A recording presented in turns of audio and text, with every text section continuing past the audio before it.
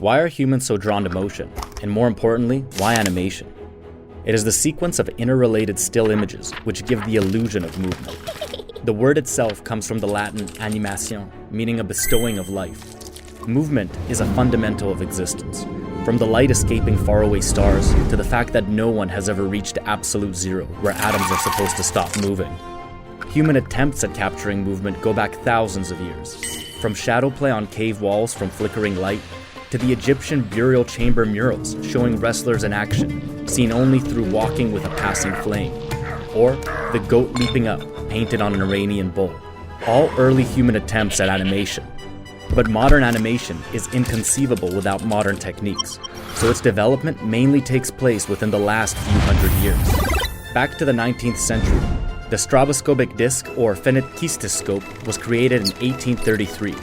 Basically a rotating disc with 12 drawings on it. Spin it, watch it, one of the first forms of media entertainment.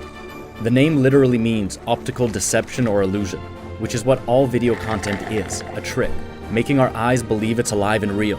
Using just light, our brain's predictive systems, and artistry and skill, animation seems alive.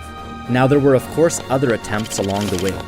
The zoetrope, the flip book, the praxinoscope, and many others. The commonality being where physical spinning was the source of movement. But their short time span meant only a few seconds could be captured. The first longer sequence was the pantomime lumineuse, the very first animated cartoon, 10 to 15 minutes long, which became a big success, being shown to over 500,000 Parisian citizens.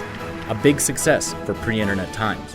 Next, the spread of television influenced investment into artists and finally led to the century of traditional animation that we all know and many grew up on. Yet not even by the end of the century, the first computer-animated feature film, Toy Story, was born.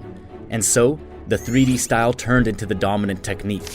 The main difference between traditional and 3D animation is that the latter uses pre-built 3D models which animate based on keyframes, and the in-betweens are interpolated by the computer.